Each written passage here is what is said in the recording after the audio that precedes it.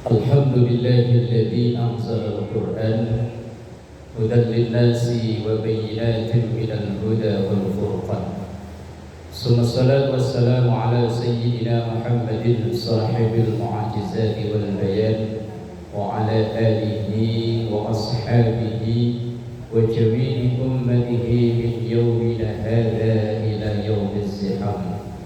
سبحانك لا علم لنا إلا ما علمتنا إنك أنت العليم الحكيم.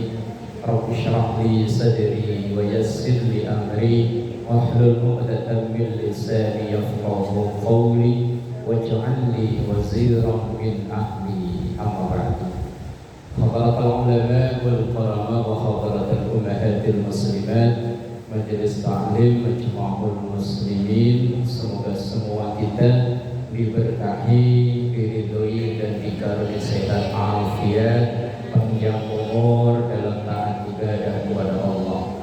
Alhamdulillah, mengawali taklim siang ini kita doakan kedua orang tua kita, guru-guru kita, para pendahulu kita, semua orang yang berjasa berbuat baik pada kita, terkhusus yang telah mewakafkan, memperjuangkan musola dan majelis taklim Majma'ul Muslimin ini. Kita berdoa, kita doakan anak cucu keturunan kita, semoga semua dijadikan salih, salihah, keluarga sakinah, mawaddah, warahmah, rezeki yang halal dan barakah.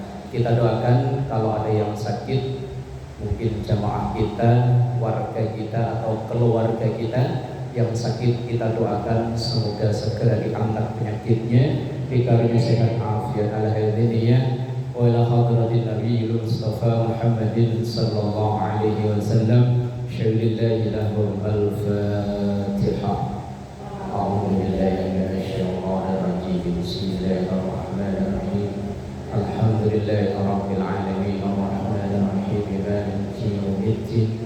Iyyaka na'budu wa iyyaka nasta'in ihdinas siratal mustaqim siratal ladzina an'amta 'alaihim ghairil maghdubi 'alaihim waladdallin.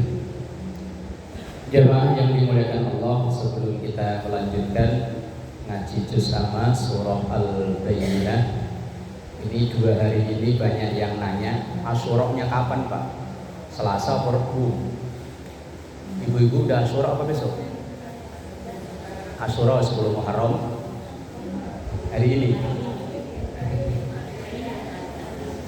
Memang yang kita lihat di kalender itu awal tahun Hijriah hari Ahad atau Minggu. Tapi ada selebaran dari Lajnah Falakiyah, pengurus besar Nahdlatul Ulama, awal tahun atau Muharram, 1 Muharram itu hari Senin. Lah terus gimana? Kalau yang meyakini bahwa kemarin tahun barunya hari Ahad, ya wis puasa sunnah Asyuranya ya hari ini. Lah kalau kemarin yang mengawali tahun kok hari Senin, maka puasa Asyuranya besok. Lah kalau dua-duanya bingung, wis niyati kodok. Siapa tahu dulu waktu mudanya kita ini pernah agak nakal-nakal dikit, gak puasa. Ya mungkin dulu masih muda, dari rumah sama orang tua sahur, begitu keluar rumah kumpul sama temen-temen sahurapan. Ya wis niyati kodok, biar gak bingung, daripada bingung-bingung wis niyati kodok. Kalau memang kebetulan dengan hari Asyura, Allah Maha tahu. Baik, kita lanjutkan ngaji kita dari surah Al-Bayyinah. Kemarin sudah ayat yang ke-3 atau 4 kemarin. Sekarang kita lanjut ayat yang ke-5. Wa ma umiru illa liya'budullaha mukhlisina lahuddina hunafa wa yuqimus salata wa yu'tuz zakata wa dzalika dinul qayyimah. Apal Bu ya Al-Bayyinah ya? Kok insyallahnya nggak meyakinkan? Lah ya misalnya hari Selasa ini ngaji 1 ayat, sehari 1 ayat lagi, sampai ketemu Selasa depan kan udah 8 ayat ya. Ya selesai kan ya. Cuman memang jarang dibaca ketika sholat. Walaupun apal, kalau jarang dibaca ya lama-lama lupa. Kepanjangan ya wis bacanya separuh ayat, nanti rakaat kedua separuhnya boleh. 1 rakaat itu baca seayat ya boleh, baca 1 surat ya boleh. Bismillahirrahmanirrahim. Wa ma umiru illa liya'budullaha mukhlishina lahud-din hunafa wa yuqimus salata wa yutuz zakata wa dzalika dinul qayyimah. Ayat ini atau surat ini kemarin kan diawali tentang lam yakunil ladzina kafaru min ahlil kitab. Bercerita tentang keadaan orang-orang kafir dan orang-orang ahlul kitab. Kafir itu siapa? Ya min ahlil kitab, dari ahlul kitab. Ahlul kitab itu Yahudi dan Nasrani. Yahudi karena punya kitab Taurat, Nasrani punya kitab Injil. Tapi apakah sama dengan yang saudara kita Kristen? Wallahu a'lam. Kemudian orang kafir itu ada yang wal musyrikin, dari golongan musyrik. Musyrik itu selain Yahudi Nasrani, ya Hindu, Buddha, Konghucu, Sunda Wiwitan, Dharma Gandul, terus apa? Keyakinan-keyakinan yang selain Yahudi dan Nasrani. Baik, sekarang ayat yang ke-5. Wama, dan tidak umiru, mereka itu diperintahkan, illa kecuali liya'budullaha, untuk beribadah kepada Allah, mukhlisina, dengan memurnikan atau dengan ikhlas. Jadi ayat ini tekstualnya memang untuk tadi itu, min ahlil kitabi wal musyrikin. Tapi konteksnya ya untuk kita semua, bahwa kita ini tidak diperintah kecuali untuk ibadah kepada Allah dengan ikhlas. Atau bahasa lain, kita ini diperintah untuk ibadah kepada Allah dengan ikhlas. Ikhlas. Nah, kita kalau ditanya ikhlas itu apa? Kan kita sering ngomong ya, Bu, ini kudungan dikasih saya ikhlas nih. Ikhlas. Ya ikhlas itu apa? Ikhlas itu apa? Ikhlas. Oh, nama masjid, nama musola ya Ikhlas. Kadang nama majelis taklim yo ikhlas. Kita sering juga nasihatin orang kalau kerja itu yang ikhlas, yang tulus. Lah terus kalau orang yang kita nasihatin balik nanya, emang ikhlas apa Mak? Kita jawab apa?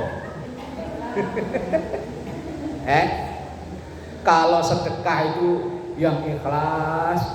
Lah kalau yang kita nasihatin balik nanya, ikhlas itu apa? Ini kadang kita tahu, cuman mau ngomong itu repot, apa sih ya?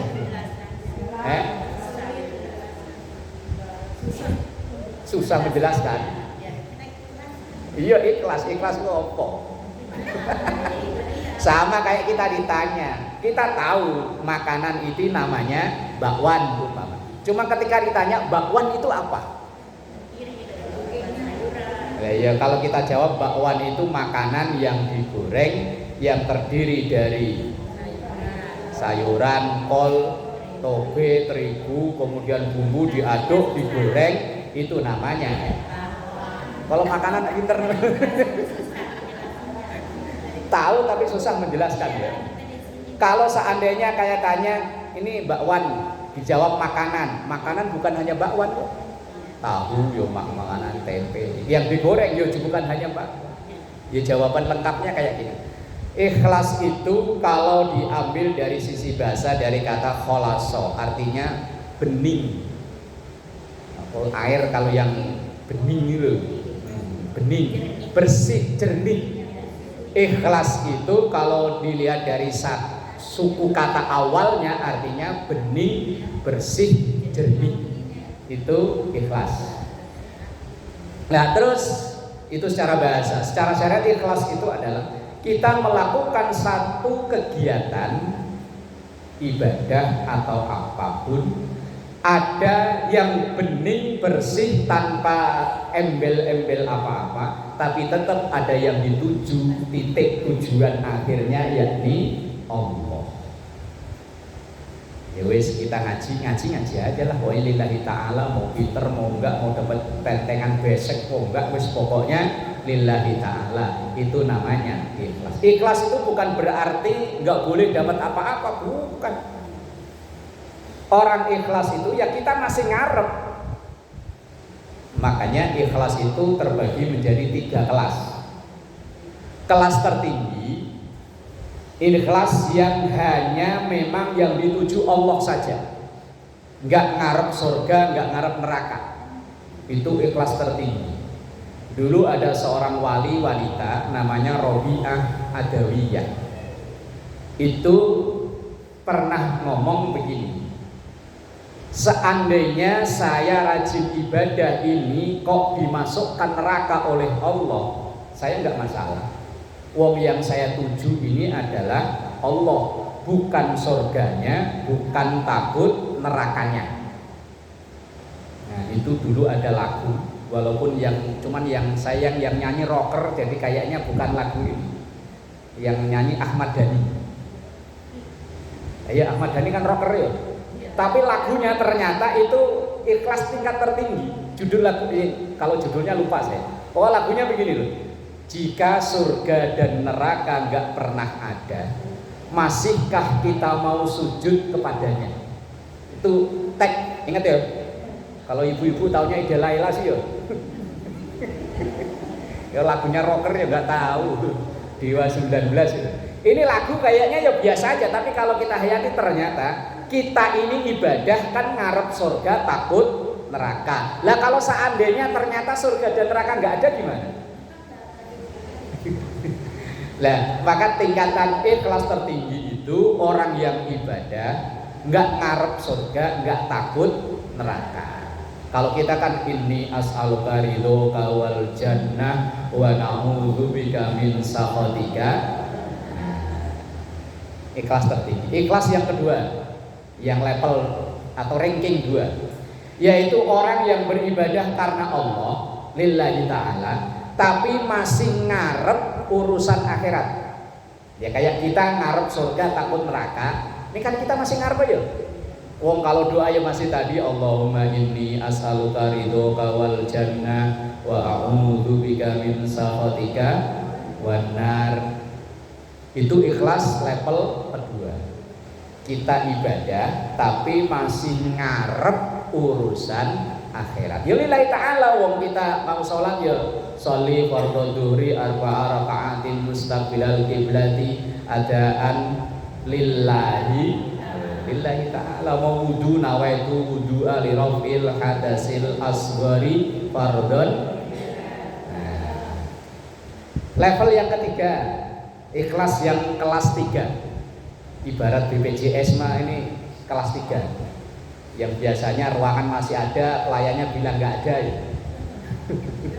Kan BPJS yang kelas 3 ya. Oh, beliau ke rumah sakit kok ditanya, ini pakai BPJS Bu, pakai kelas berapa? 3. Waduh nggak ada ruangan. Kalau kelas 1 oh masih ada. Kalau kelas 2 coba saya tanya dulu. Kalau kelas 3 nggak ada. Nah ya ini yang kelas 3, yaitu orang yang ibadah ya lillahi ta'ala tapi masih ngarep urusan dunia. Ya lillahi ta'ala. Loh, mungkin kelas kita berada di mana nih? Kelas 1. Kalau kelas 1 pokoknya langsung ada kamar. Kelas 2 Coba tanya dulu. Yang kelas 3 ada.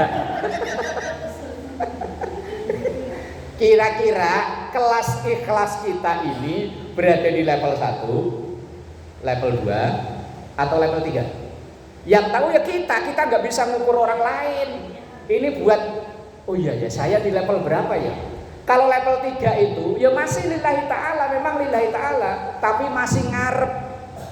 Kayak kita duha, kan usolli sunnatat duha rakaataini, ujung-ujungnya lillahi ta'ala. Ya masih lillahi ta'ala ya insyaallah. Tapi begitu selesai salat, Allahumma inni as'aluka, Allahumma in kana rizki, ya Allah kalau rizkiku fis samai di langit, fa'anzilhu turunin, wa in kana fil ardi, kalau dalam bumi fa'ahrijhu keluarin, wa in kana ba'idan, kalau jauh faqarribhu deketin, wa in kana qalilan, kalau dikit fakafirhu banyakin. Yang parah yang terakhir nih. Wa in kana haraman, kalau rezeki ini haram, loh yang haram langsung halalin itu. Doa salat juga begitu aja. Kadang saya kalau doa ini, ya Allah kayaknya kesannya maksa Allah ya. Kesannya loh ya. Lah iya makanya saya sendiri kalau doa ya Allah wis terserah Engkau lah ya Allah. Lah iya kayaknya kok kesannya itu berarti kan ya kayaknya ya. Kayaknya maksa banget pengen punya rezeki banyak. Sampai kalau yang di langit turunin, kalau di bumi keluarin, kalau jauh deketin, kalau dikit banyakin, kalau haram. Lah, kita duhanya memang yakin udah diajarin sama guru-guru kita lillahi ta'ala, tapi masih ada harapan urusan dunia. Ibu malam-malam misalnya yang istiqomah baca Waqiah, idza waqa'atil waqi'ah laisa liwaqa'atiha kadhiba khafidatur rafi'ah. Ditanya, Bu, rajin amat ngamalin Waqiah? Iya, saya dapat ijazah dari guru. Ya karena alangkahnya kalau baca Waqiah rezekinya enggak putus. Baca Qur'annya ibadah ya, tapi masih ngarep urusan dunia. Boleh yo masih ikhlas sih, tapi level yang ketiga. Kalau tanya perawat bilangnya nggak ada kamar. Boleh yo boleh. Memang kita ini kan ya nggak bisa sama untuk kelas, nggak bisa sesuai kemampuan. Makanya nanti seandainya di surga nanti kok walaupun duduknya di majelis taklimnya sama, tapi nanti kelasnya kok beda-beda. Ada yang di kelas 1, ada yang di kelas 2, ada yang kelas 3. Ya memang karena kelas level ikhlas kita ini beda-beda. Orang ngaji itu ya memang ada, memang ya bener lillahi ta'ala ngaji. Mau ada tentengan mau enggak, pokoknya lillahi ta'ala ngaji. Ada yang ngaji ya karena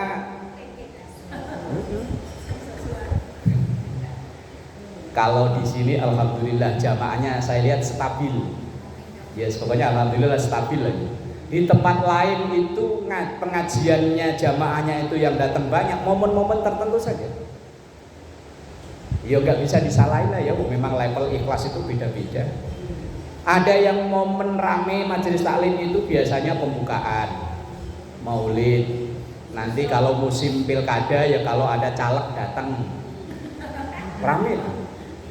Apa nanti penutupan, kalau enggak biasanya diumumin sama ketua majelis taklim, ibu-ibu mohon kehadirannya Selasa depan, sekalian ada syukuran akikah. Tuh yang hadir agak banyakan tuh. Tapi bukan di sini mah stabil, saya lihat stabil ya wes ini. Loh di tempat lain itu yang begitu. Yang ngajian rutinan harian itu yang datang ya orangnya 4L. Lu lagi. Nah nanti suatu saat kok diumumin di grup WA, karena majelis taklimnya itu dikoordinator lewat grup WA. Ibu-ibu mohon kehadirannya di majelis taklim besok jam 9 pagi sekalian tasyakuran, ada yang pulang haji. Yang datang banyak. Ya tadi memang yos ada yang lillahi ta'ala, ada yang yo siapa tahu ntar pulang dapat oleh-oleh haji. Lah setelah itu udah gak ada kelas lagi udah. Kalau memang dia menjalani ibadah kok memang murni tujuannya urusan dunia, yaitu bukan ikhlas namanya. Lah yang tahu tujuan itu ya kita yang menjalani. Orang lain gak bisa ngukur. Pokoknya masing-masing yang buat ngukur ya itu ya diri kita sendiri. Ya Allah, saya ngaji ini karena apa sih? Saya malam-malam jam 2 bangun ini karena apa sih? Saya lapar-lapar mulai dari jam 4 sampai nanti jam 6 ini karena apa sih? Karena memang lillahi ta'ala, atau karena ngarep surga, atau karena memang rezeki lancar. Kan 3 kelas itu tadi. Lah kalau urusan yang ketiga, wah yang keempat wis berarti udah bukan ikhlas. Jadi ada makalah mengatakan al-ikhlasu, ikhlas itu adalah sirrun minal asrar, rahasia di antara rahasia. Jadi yang tahu tentunya Allah Subhanahu wa taala dan kita yang menjalaninya. Maka enggak bisa ngukur orang lain dalam masalah ikhlas. Yang ngukur yang tahu diri sendiri. Ngomongnya mulutnya mungkin ikhlas deh, belum tentu. Ikhlas bu ikhlas. Ada yang ngecrek misalnya ngelis sumbangan buat orang sakit, umpama di antara jamaah ada yang sakit, ibu-ibu mohon keikhlasannya. Ibu ketua udah ngumumin. Lah tiba-tiba kok ada yang masukin 200.000. Biasanya masukin 10.000 kok ini 200. Ditanya, Bu, itu segitu bener ikhlas? Ikhlas. Ikhlas, ikhlas. Yang tahu ikhlas dan tidak yang bersangkutan. Kalau saya jadi ketua majelis taklimnya mau ikhlas mau enggak yang penting banyak. Apalagi ibu jadi panitia apa misalnya panitia muharraman mau nyumbang mau ikhlas mau enggak yang penting banyak. Daripada ikhlas cuman 2.000 mending enggak ikhlas. Kata panitia ya begitu. Dan kita ini wa ma umiru illa liya'budullaha mukhlisina lahuddina hunafa. Bahwa kita ini diperintahkan beribadah kepada Allah ya dengan ikhlas, sesuai dengan tingkatan ikhlas yang kita mampu. Ya kalau kelas 1 ya alhamdulillah, kalau enggak ya kelas 2, kalau enggak ya kelas 3, kelas 4 enggak ada. Wa yuqimus shalat, dan orang-orang yang mendirikan sholat. Yuqimus shalat itu dari kata yuqimu, dari kata aqoma. Aqoma itu berdiri. Maka seringnya diartikan mendirikan, walaupun kadang ya dimaknai melaksanakan. Kalau di situ terjemahnya pakai apa, Gus? Mendirikan apa? Melaksanakan? Yang bawa terjemahan tuh, mendirikan ya. Setiap perintah sholat memakai lafadz qoma, aqomu, yuqimu. Yang kalau diterjemahkan artinya koma itu berdiri.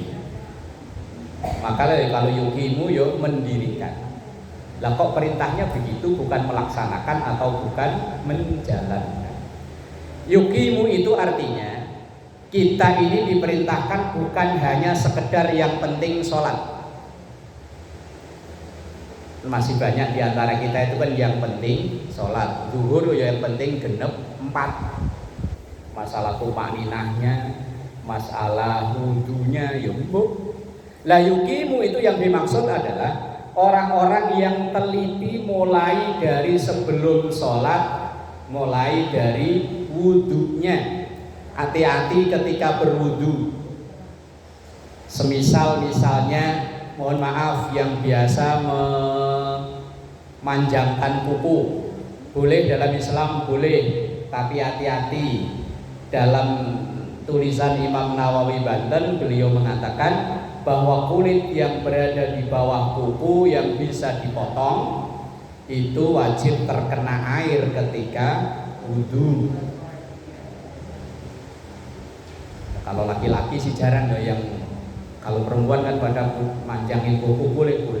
Yang penting kulit yang ini nih, yang berada di bawah kuku ini ketika wudu wajib kena air. Maka cara termudah, air kan biasanya keran dari atas, tangan diginiin, nah, biar ini masuk ke sela-sela ini.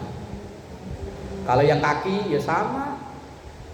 Ini artinya teliti.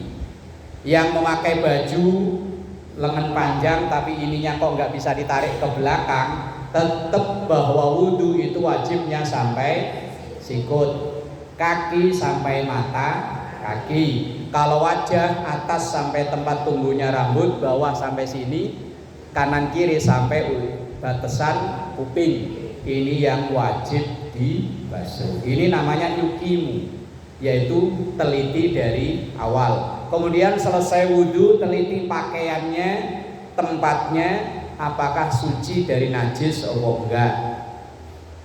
Sebatas sajadah yang kita pakai, kalau ini sebatas sajadah ini. Misalnya sebelah sono kok ada najis, enggak masalah. Itu namanya yukimu. Kemudian ketika sholat, memperhatikan tumak ninah, jangan sampai nguber cepet tumak ninahnya hilang.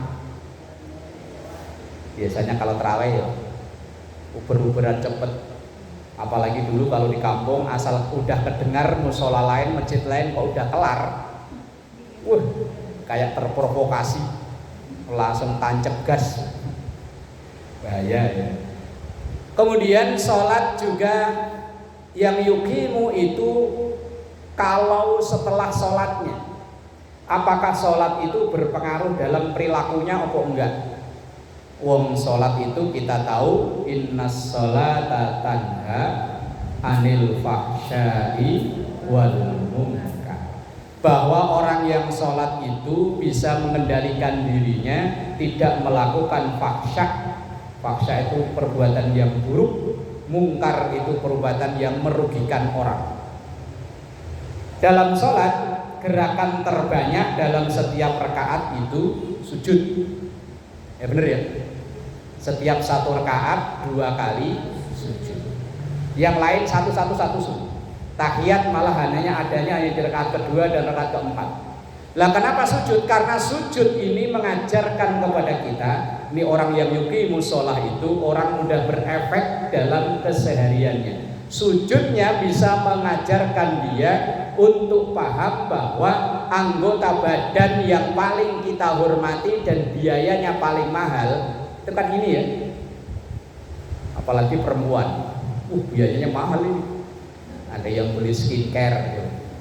Kalau saya lihat di YouTube itu katanya perawatan wajah ada yang sekian sampai sekian ratus juta, bisa kebeli rumah. Cuman ini doang. Loh yang kita orang biasa-biasa aja nih, kalau mau berangkat ke sini apakah polosan aja enggak ya? Lah kalau laki mah asal aja. Lah kalau perempuan kan yuk kadang ininya di merah-merah kayak orang kepentok pintu. Ininya loh. Ininya kadang yuk ditebelin lagi. Gigi takut lepas dipagerin.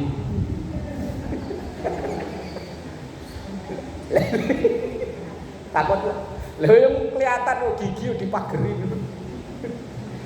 Ini biayanya paling mahal, tapi ketika sujud diperintahkan meletakkan di tanah sejajar dengan telapak kaki. Ini anggota badan yang paling kita hormati dan menjadi identitas kita, wajah. Ini jadi identitas kan, mau foto KTP yang dipoto ya ini ya, bukan dengkul ya. Yang dipoto ini identitas kan ini ya. Dan kemudian ini juga yang paling kita hormati. Kita ketemu orang yang nggak kita kenal, dipegang tangan, dipegang pundak, kita nggak marah. Coba kalau dipegang ini, orang tiba-tiba nggak kenal, tiba-tiba megang, songong. Tapi ketika sujud diperintahkan untuk meletakkan sejajar dengan telapak kaki. Padahal kita tahu telapak kaki ini anggota badan yang dalam tanda kutip tanda-tanda tidak dihormati. Misalnya kita ngambil sesuatu atau buang sesuatu yang kita anggap jijik, pakai kaki atau pakai tangan? Misalnya loh, di depan rumah kita di teras ada, mohon maaf, ada sesuatu yang nggak pantas, pakai kaki aja. Ayo.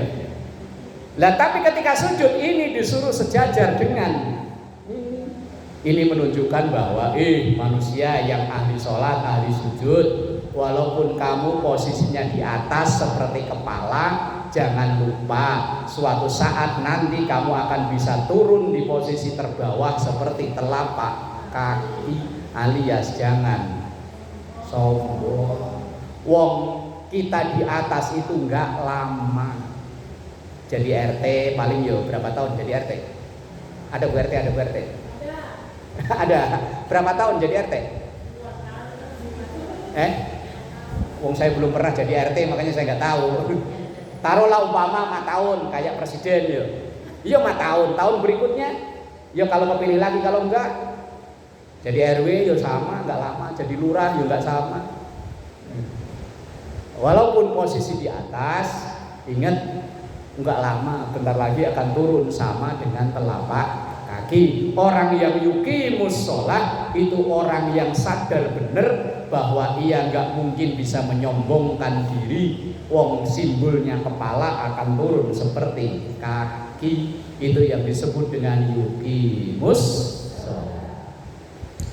Kemudian wa yu'tuz zakat, orang yang menunaikan zakat, berbagi. Yang wajib cuma 2, fitrah dan mal. Lah yang enggak wajib ada sedekah, ada infak, macam-macam namanya. Nah, ini ayat sholat, ayat zakat itu biasanya beriringan. Perintah sholat sama perintah zakat itu biasanya beriringan. Kayak di awal Al-Baqarah yang sering kita baca kalau tahlilan ini. Alladzina yu'minuna bil ghaibi wa yuqimus wa mimma razaqnahum yunfiqun. Kalau ini wa yuqimus sholata wa yu'tuz, ayat sholat sama ayat perintah berbagi dengan harta itu biasanya beriringan. Artinya orang yang sholatnya bagus itu biasanya tidak pelit. Orang yang sholat, tanda sholatnya bagus itu biasanya orangnya tidak pelit. Orang pelit itu jangankan orang, hewan aja gedeg. Kucing loh, kucing itu ngelihat orang pelit, kucing itu nyesel. Kucing kalau nungguin kita makan itu kan harapannya kalau kita lagi makan ikan, dapatannya kan dapat pala, dapat tulang, dapat buntut. Orang kalau pelit itu palanya dikremus sekalian. Kata kucing, aduh, lebih parahnya di presto. Lah kucing kebagian apa? Ayo, ayam di presto, ikan di presto. Ya Allah. Dan pelit itu ada 2 kelas. Kalau tadi ikhlas ada 3 kelas, kalau pelit ada 2. Ada namanya syuh, ada namanya bakhil. Bakhil itu yang umum itu. Rata-rata kita ini punya sifat bakhil, itu punya.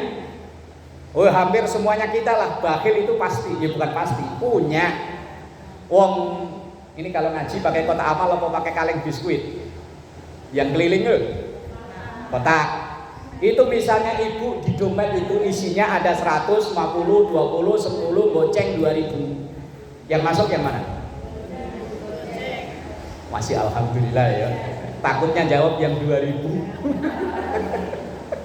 Rugi kalau jawab 2000. Udah ada nasinya, ada sukronya. Sukronya udah berapa itu?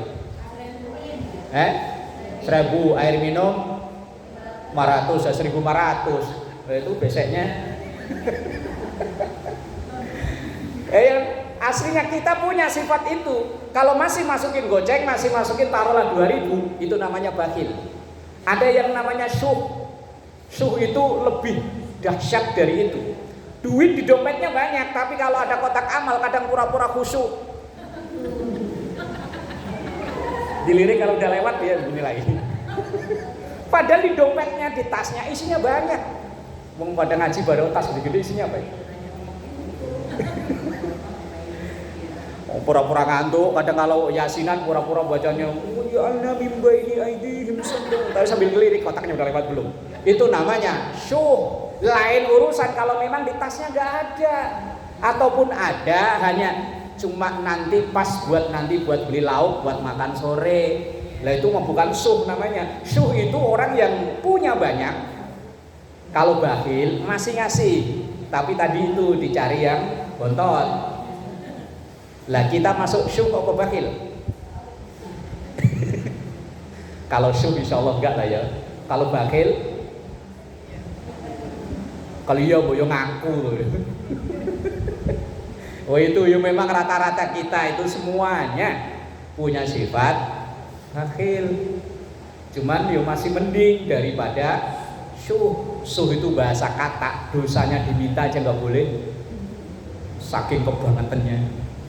Lah ayat ini wadzalika dinul qayyimah, dan inilah agama yang tegak, agama yang beribadah dengan ikhlas. Hablum minallah diwakili dengan sholat, hablum minan nas diwakili dengan zakat. Orang yang sudah hablum minallahnya bagus, hablum minan nasnya bagus, yang jalaninya dengan mukhlisina lahud dina hunafa, mereka inilah yang wadzalika dinul qayyimah. Orang yang agamanya kuat, agamanya tegak, insya Allah. Cuma satu ayat ya. Yes. Insya Allah pertemuan berikutnya ayat berikutnya. Wallahu a'lam bishawab. Al-Fatihah.